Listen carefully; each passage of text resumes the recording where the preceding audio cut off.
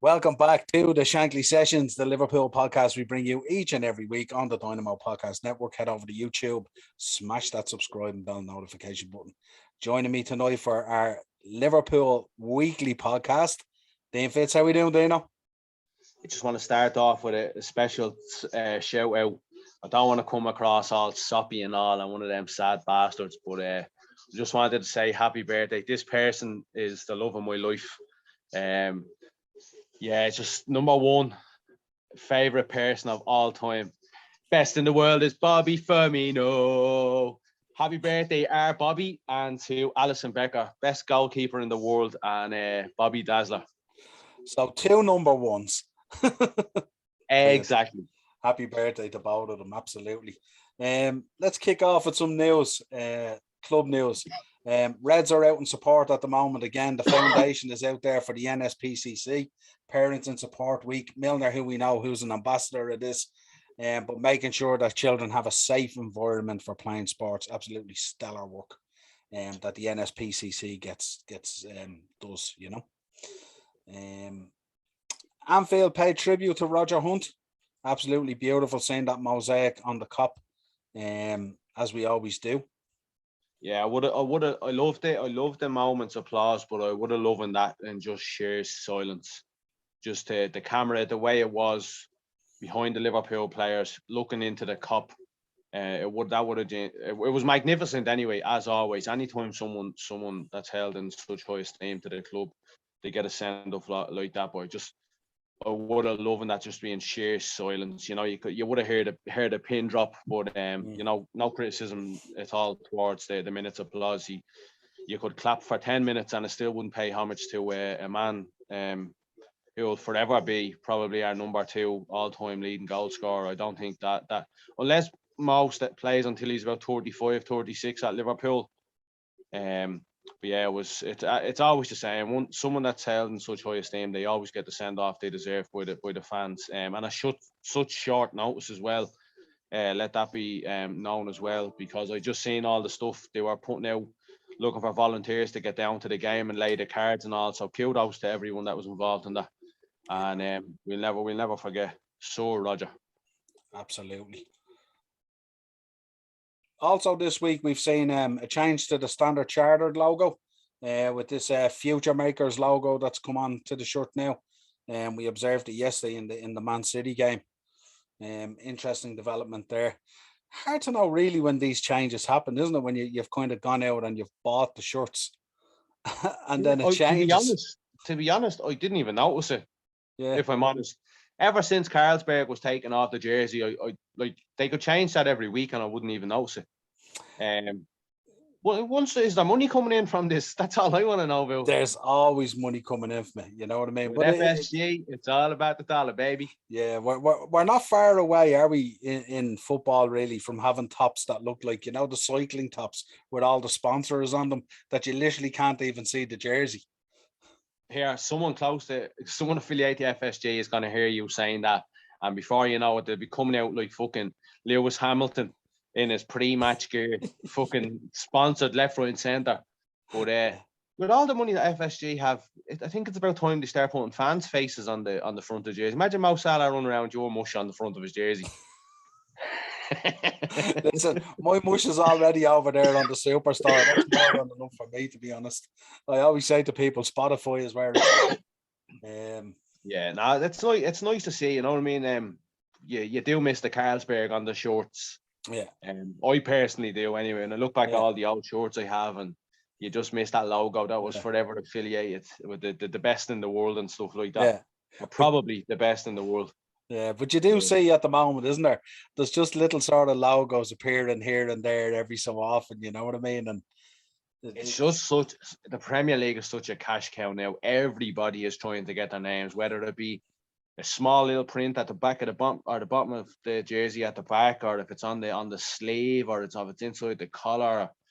Before you know it, it is gonna come to a stage where you'll have 6 or 7 sponsors on a football shirt. You know, once there's money involved, you know, God, geez, 10 years down the line, God knows how much money is going to be involved in football, the way things are going. Absolutely. Let's move on. Goal of the Month Contenders has been released onto the website. I presume we're about going for Naby, are we? Naby Cantona, come here. Yeah, it's the only time I'll ever affiliate a Liverpool player with a Man United player, but that goal and the celebration, and it's Eric Cantona. You kind of you let it slide. Yeah. Naby Cantona. That's going on a t-shirt soon. That's probably going on a t-shirt for our trip to Brighton. And just as he turns and the camera looks at him, and he's kind of just like, did I leave the immersion on or not? There's no question. Like, there's no goal to even come near it. Curtis's goal was class. There was a few build-up goals but that's just first time volley, bad foot. Come on, it's only one winner. But like, then the goal of the season is Mo's goal at the weekend. That won't be touched. Yeah, I was about to say that October's one is already wrapped up, and don't let that be a drawback to not scoring in October. The fact that the goal of the month is already sorted. Just try and outdo it if you can, boys. Happy days. But yeah, I think I kind of be happy for Curtis and Naby maybe to draw and to get it each. Maybe wouldn't be such a bad thing either. No. We're big Curtis Jones fans here on the show. Well, since Gary Neville is giving out joint players that he are player man of the match awards now, so you can give out joint goal of the month awards. But yeah, it is what it is. But yeah, some absolutely cracking goals have been scored by Liverpool this season. But just on Mo's yesterday, gonna take some beating to beat that goal. Absolutely. Well, as I said yesterday, we ran out of superlatives for this guy. Imagine if he takes it up a level or two. I still think he hasn't enough belief in him in front of goal. Like, you look at some of the chances he's missed this season. If he hits a rich vein of form, I know he is on one at the moment, but I personally think that there's another 2 levels in this guy. And if he goes up another level, like, you're looking at least 30 goals this season in the league. If he goes up to 2 levels that I think he has, God knows, the sky's the limit. If he continues on this way and he doesn't win the Ballon d'Or, I think I'll just give up on watching football. I might start watching fucking bowls or something. Yeah, absolutely. And look, I mean, the main thing with this guy, and we'll talk about it a little bit later, is let's just get the contract sorted, Yeah, get what he wants. FIFA 22, I mentioned it to you the other day, the FIFA 22 rankings were released. And I'm still, I think since that video was released with Robbo and Virgil, I think I've watched it 3 times at this stage. And the more I watch it, the more stuff I pick up on where they're absolutely just ripping the piss out of the lads. Like, and it's just hilarious, isn't it? Yeah, it's great. Like, when the team is doing well and you have that kind of stuff going on in the background, you know what I mean? It just builds and builds and builds. As I said during the summer, if Liverpool want to get back to being the great team that we were, we need to have that, togetherness in the squad that we seen the year we probably that 4 years league where the league that we lost the Champions League final. You could see it building in that, and then we went on and won the Champions League, lost the league by a point, went on and won the league. And then you watch at the end of the storm the documentary, and you just see it's just every single day.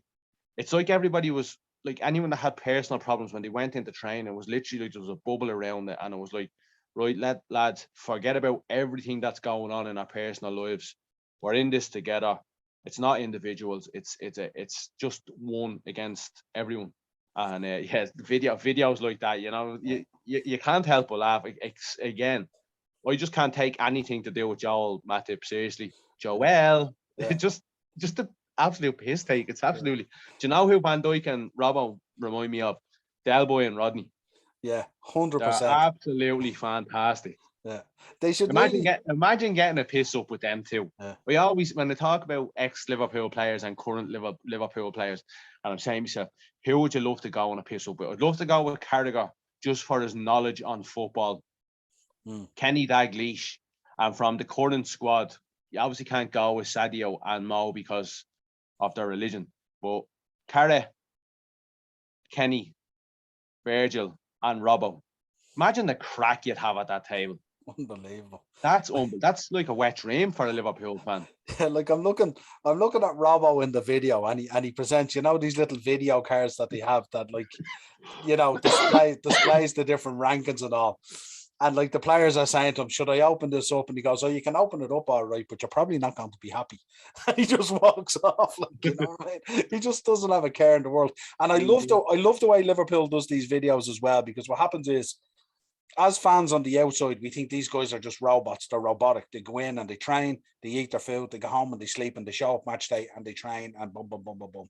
But there's actually such a big human element to this within the squad, where these guys are actually human beings and they do have the crack and they do have the banter between themselves and stuff like that.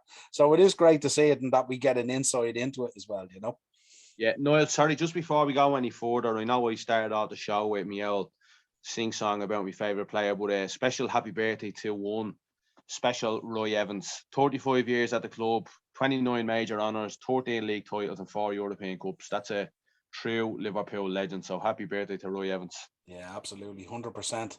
Let's move on anyway. Russ Fraser named as Liverpool FC Women's first managing director. Came in, I think he spent 15 years with Leicester working in a similar role. So great to see development all the time happening there and stuff like that, and putting in the proper structures and laying the foundation for success and ongoing success. Hopefully that like something comes from that, because it wasn't long ago the Liverpool ladies team won the league, you know, and that was a massive feat for Liverpool ladies team. You know, it's great to see now LFC TV there's a real strong backbone to structure behind. They shown their games and shown the training sessions and the inside Liverpool videos we see on LFC TV. There's a lot of stuff behind the scenes with the women's team as well, which is massive. And one thing I want to point out is City, Chelsea, Arsenal were the dominating force in women's football for a long time, with a couple of Irish superstars there, Emma Bourne in goal. But as soon as women's football started taking like a bit of a platform, Chelsea and City started piling money into that as well, bringing players out from the States, from Japan, Sweden, Germany, all of the big nations in women's football. Whereas Liverpool, I know they got relegated a couple of years ago, they're starting to gradually build up again, the right way, which you'd love to see a spending cap in the Premier League, but necessarily I'd love to see a spending cap in women's football, because as soon as Chelsea and Man City realised that there was something massive happening with women's football in the UK, i.e. you have them, like there's a massive backing behind it now on Sky Sports. BBC Two show a game every Saturday or Sunday in the afternoon on the Match of the Day special.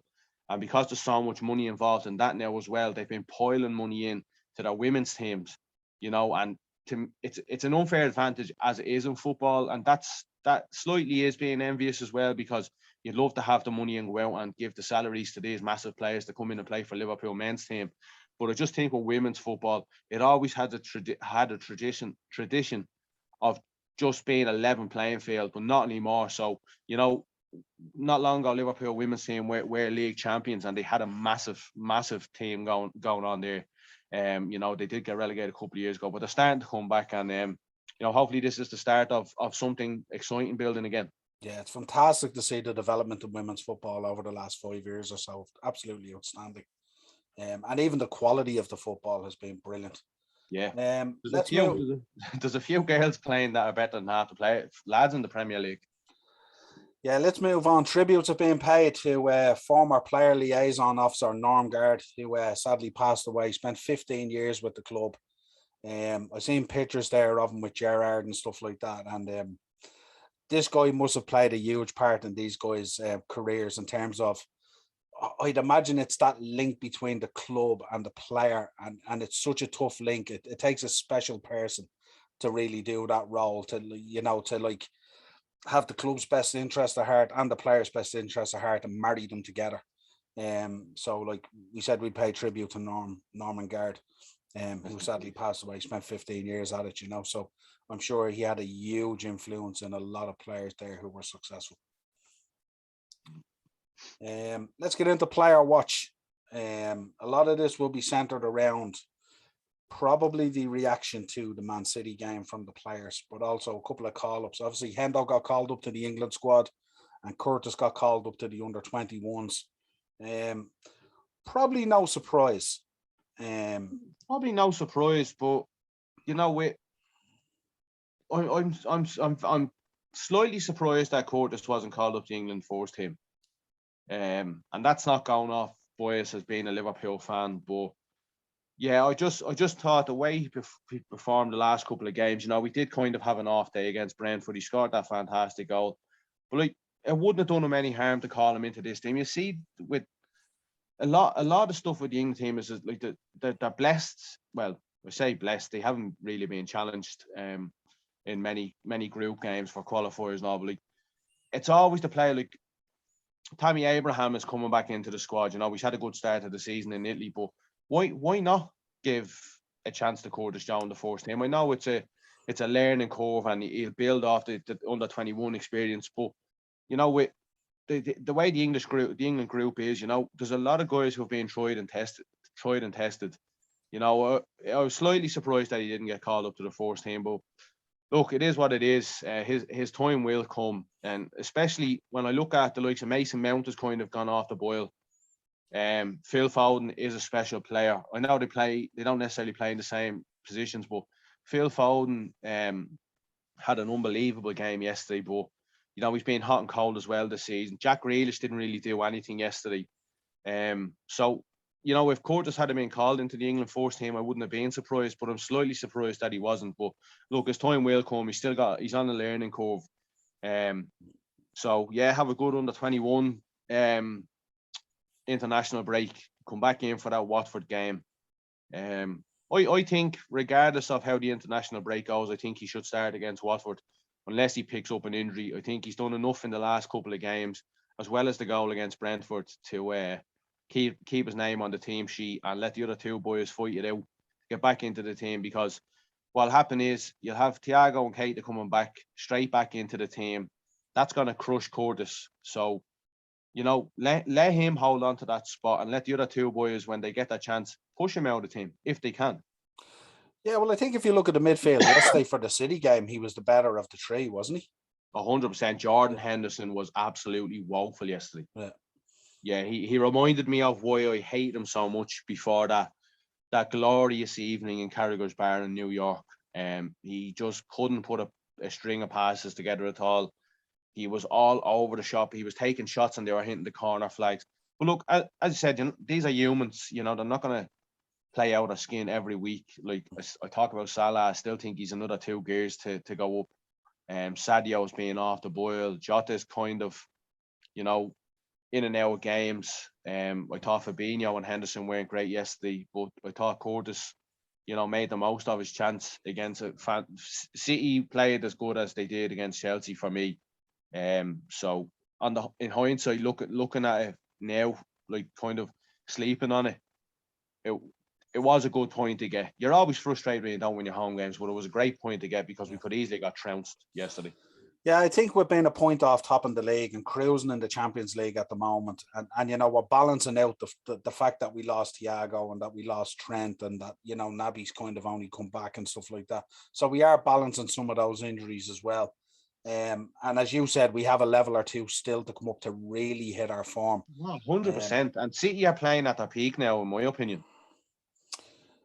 Yeah, but I still think with Pep, he's still trying to figure out his 11, isn't he? Yeah, it's going to tell, though. I think that after Christmas, I know we're still a far way away from Christmas. It's going to tell after Christmas when they get out of the Champions League groups. I'd imagine they will. The pressure, as I said yesterday, the pressure on Man City to finally win a Champions League. Last year, we all thought it was written in the stars that they were finally going to do it. But there was a few of us that actually thought Chelsea and Tuchel would nullify them, which they did, and they obviously got the important goal and won the game. So the only place left for them to go, is they've won everything else, is win the Champions League. And I just think after Christmas, if there's a really, really tight title race going on, which I imagine there'll be four teams, probably 4 or 5 points in it, and City going into the Champions League knockout stages, then we're going to see what Man City are made of, because there's massive pressure on him to win the Champions League this year. Especially, I think this might be his last season. I think he will go back to Barcelona next year. I think there's pressure on him as well in terms of accommodating players, isn't there? Because you see it yesterday where he played Fowden, who's an exceptional talent, and very difficult to take out of the team. That's a big decision. But then he has to kind of play Grealish up the middle. And it's kind of like, it's very hard to not accommodate a player that's 100 million quid and was your star signing this year. You know what I mean? But I don't think Grealish up the middle works at all. I mean, there was very little out of him yesterday, really, you know. If Man City had brought in a world-class striker, I think they'd be on another planet now. They're missing that killer instinct up top. Jesus is a decent player. My dad said at the start of the summer that Jesus is probably the best number 2 striker in the world at the moment. He's had been given countless chances now, starting up top. And I was looking on Friday, they were doing a joint 11, they were doing a joint 11, combined 11 of Liverpool and Man City, and I seen 2 ex-City players putting Jesus in ahead of Jota just for that.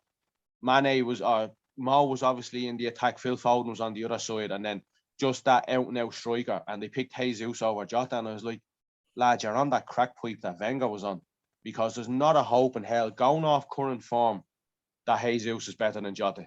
And Jota's not playing well either, in my opinion. He's in and out of games, but he's still scoring goals.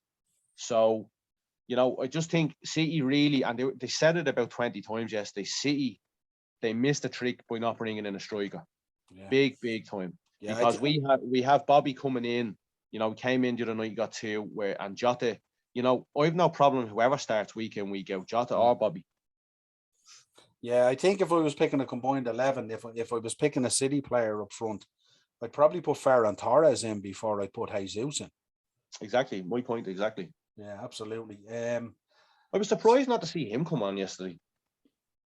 Yeah, I don't know. It felt as if Pep just got caught up in the emotion of the game, didn't he? And just lost it. Yeah, he was serious. He was seriously wound up.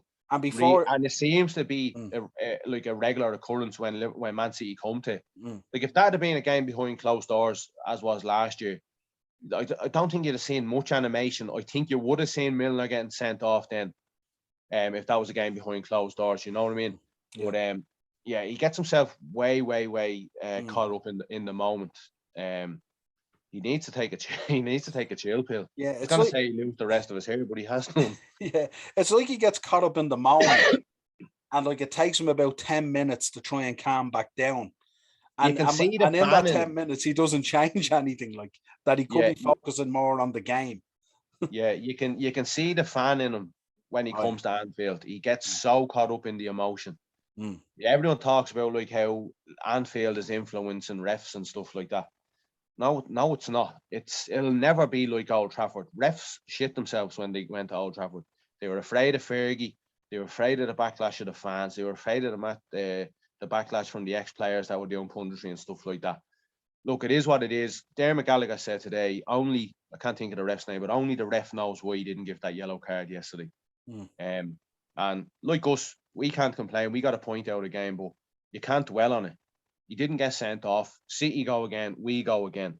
So look, it is what it is. I think he needs to just swallow his pride. Did you see the pictures of him with Milner after the game? And the 2 of them were standing in the tunnel and they were laughing and joking. So yeah, as you said, he gets too caught up in these things. And for that 10 minutes, if he just took a deep breath and sat back and relaxed, he could have changed something in the team that could have went on and won the game. Yeah. But he sits there like absolutely livid. Yeah, look, just as we're talking about it. They're giving out about on Sky Sports. Yeah. I suppose the thing about it is, I mean, we talk about Milner a lot. He tends to pick up a booking and it tends to be early in the game. And then he tends to ride his luck a lot.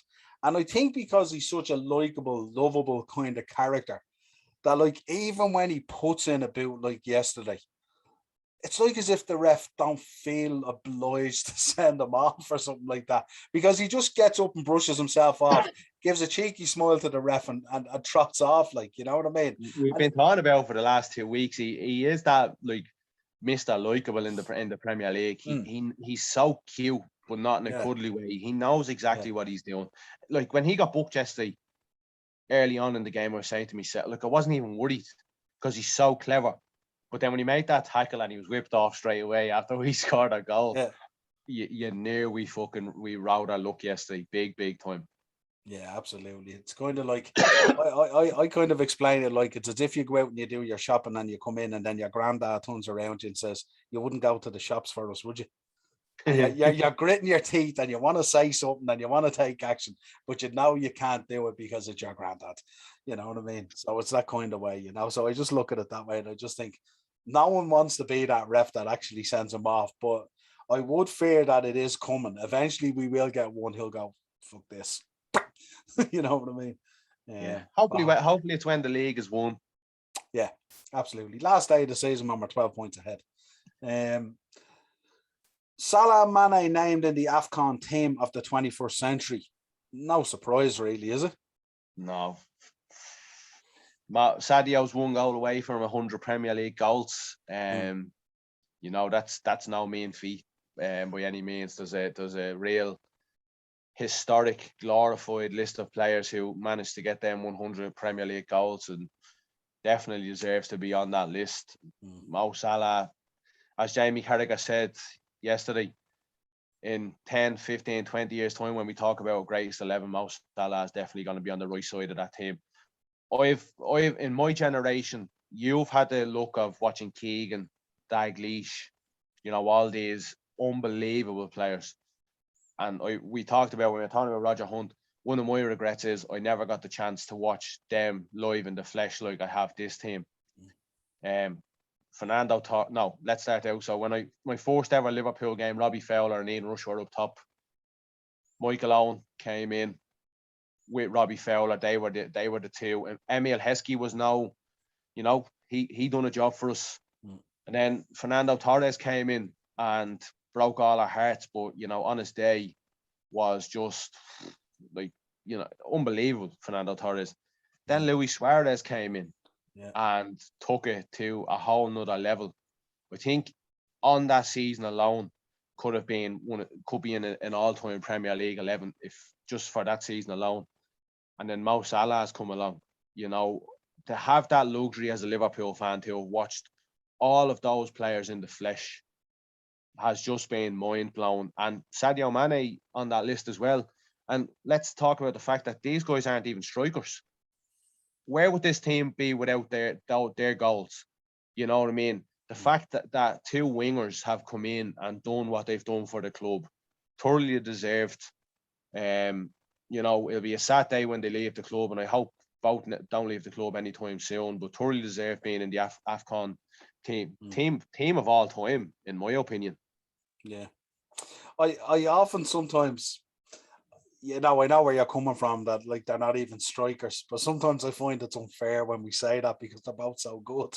You know what I mean? Like, it's like, but I say that out of respect to them, that they've done what they've done without being an out and out striker. Yeah. You know, if you like Bobby's like record is, everyone talks about, you know, Bobby's like, he's not as good as he was and he's overrated.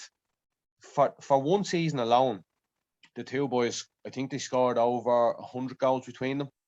You know what I mean? And the assists level was on another planet as well.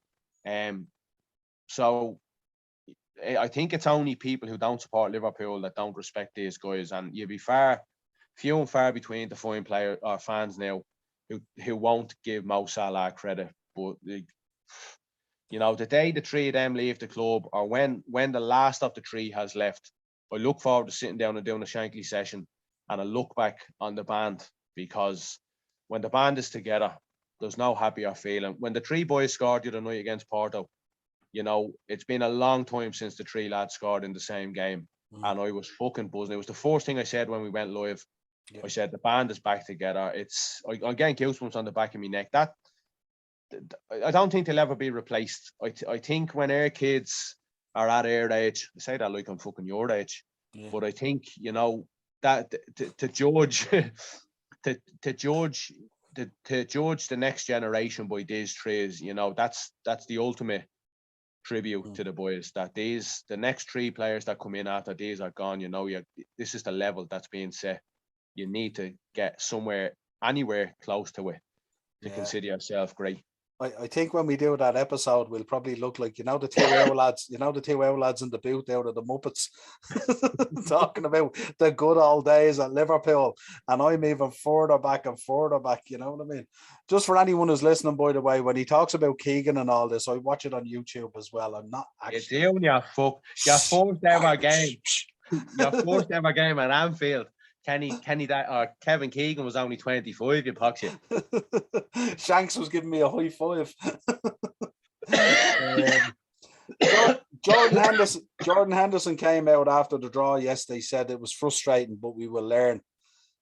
Which I think was a point that we made ourselves, that it is frustrating, especially in this game and the Brentford game, to have taken the lead twice and let it go away and not control the game and the tempo. We spoke about it last night as well on the reaction. So Hendo was spot on, and as you said already, he had a very bad game by his standards. Was never really in it. That's why looking back on it now, looking back at the sleeping on it, we're looking at how bad, not necessarily how bad players performed, but it was so disjointed. There were 3 or 4 players who were really, really off yesterday. So for City to play so well, us to play so disjointed and nowhere near what we'd expect. We weren't even halfway near what we'd expect. We turned it on for the 2 goals. I sent you that video today, the aerial view of Sadio's goal. That's exactly what we can do when we put our minds to it. So for us to get a point, not playing well, you have to be happy with the point. Yeah, you have to be, because that could easily have been 3 or 4-1 yesterday. Yeah, I think Mo also was asked after the game. He said, what did you think of the result? And he said, did you think the result was a fair result? And he said, well, I'd like to say no, but he says on the balance of the game, I think it was a fair result to draw, So it's Mo being brutally honest, in fairness. I think the boys themselves know for 45 minutes they didn't show up. And I think if you don't show up against the top teams for at least 90 minutes, you're going to struggle. You're going to draw or potentially lose. You have to show up for 90 minutes. 45 minutes doesn't cut it. And I know today when I dropped the player ratings, I know one of the lads came on and he said, do you not think you're being harsh on Mo there by giving him an 8 and not a 9? And I made the point and I said to him that a game is 90 minutes, not 45 minutes. You'll never see a better goal. It's absolutely outstanding. But if we play it the way we played against Porto, or if we play it the way we know a level up the way we can play for 90 minutes, as you said in the preview, we'll blow City away. There's no doubt about it. That's what was so frustrating, is because the first 45 minutes, it's like we played 90 minutes and extra time against Porto, and it was literally backs to the wall, trying to catch them on the counter. What annoyed me so much was the fact that we played so well against Porto at a canter and wiped the floor with them. So to go in, I was buzzing for the game yesterday. I thought the fans would be right up for it, the players be straight out of the blocks, be 1,000 miles an hour. It was so quiet in the ground. And then I'm not sure who said it, whether it was Ted, Greg, or was Ian, but when we scored the first goal, and they were like, Jesus, the atmosphere, and I was like, yeah, but rewind it back to 5 minutes before the goal, you could hear the pin drop. This is starting to become a regular occurrence week in, week out in league games.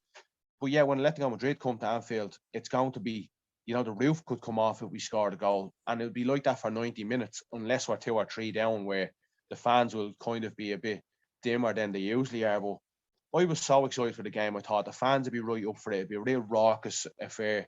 The City bus coming in. I didn't think it'd be smashed up this time around, but I thought they'd get a welcome to hell welcome coming in. Even the Liverpool bus coming in, it was basically a little come on, Liverpool. And I was like, where's that atmosphere gone? And I never question the fans. Everyone talks about, a lot of people say, Anfield's the toughest ground to go to in world football and the best fans in the world.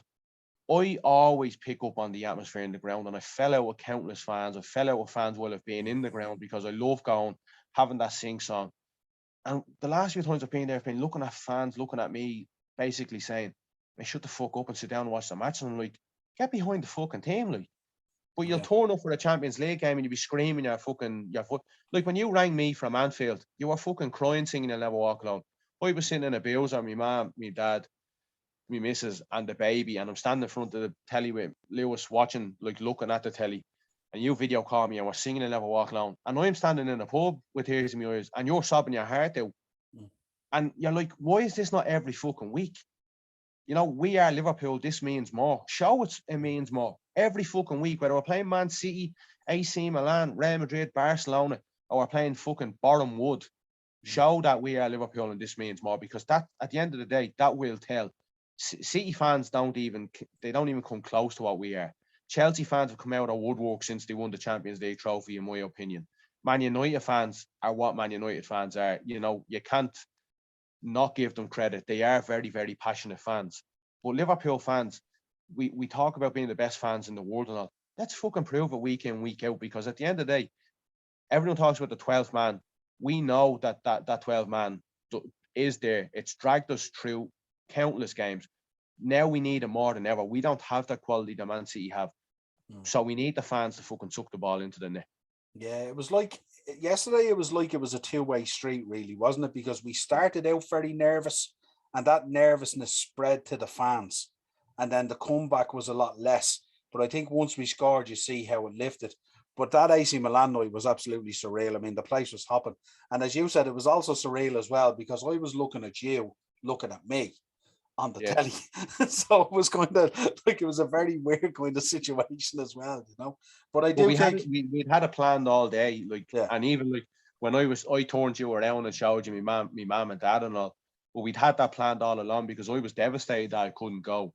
But I'm watching it on the telly, and you could hear the atmosphere above. Not like pubs always have music in the background. You could hear it above that. You knew the fans were back. You knew it was the first night in Anfield under the lights again in over 18 months. You knew what it meant to people. Like, I only needed to look at you. If there'd only been you on the ground, I knew what it meant to you. I knew what it meant to Ben. I knew what it meant to Dylan. You know, I knew what it meant to everyone that was there that night. But again, it comes to the weekend and the league games, and it's like it's just full of commercial tourists. They're just over to put their money into FSG's pocket in the shops, go in, watch the game, and then fuck off back to the hotel or whatever. And like, there's real fans out there who can't afford to go week in, week out, who we know will go and sing to their heart's content and won't be able to talk for 2 or 3 days. Like, listening to you doing the match reaction I think you might have been in the hotel or wherever you were staying after, and you could hear it in your voice. Yeah, you know what I mean? That you'd given it everything you had for the 90 minutes. So yeah, I want to see that atmosphere back. You know, I can't wait till we go. I'm absolutely fucking buzzing for us to go. I genuinely can't. Our mate Limerick Lee is coming as well with his old man. Like, it's gonna be an unbelievable weekend. Yeah, absolutely. Yeah, we'll have an absolute belter of a time. Record a load of content as well for our viewers and all, and have an absolute belter. Well, this has been this week's Shankly Sessions. It seems like we're just banging out this Liverpool content day after day after day. As always, if you want to contact the podcast, we're on Twitter at Session Shankly. You'll get us on Facebook and Instagram, the upper tier. The videos are on the Dynamo Podcast Network, and the audio, as always, is on Spotify. Coming soon to the Shankly Sessions OnlyFans. Only on Spotify, though. Till next time, my friend. Talk to you soon. Adios, amigos.